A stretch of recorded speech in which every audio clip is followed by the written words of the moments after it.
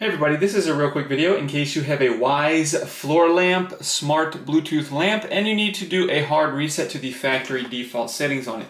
Now you're going to want to do this reset for one of two reasons. The first one is troubleshooting. If this lamp is not connecting to the app or to your device, or it's not pairing or syncing to Bluetooth, or if it's just not working in any kind of way, a factory reset can fix a lot of these issues. Now the second reason you might want to do this is if you're setting this lamp up someplace new and you just want to get a fresh start by deleting all of the settings off of it and getting it back to the way it was when it came out of the box, we can go ahead and do this really easily.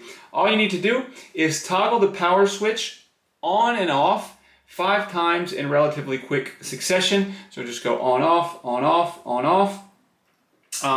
And then on the last one, you'll turn it on and leave it on. And if this has worked, the light will pulse briefly when the lamp is successfully reset. Then you can go ahead and set this lamp up like a brand new lamp.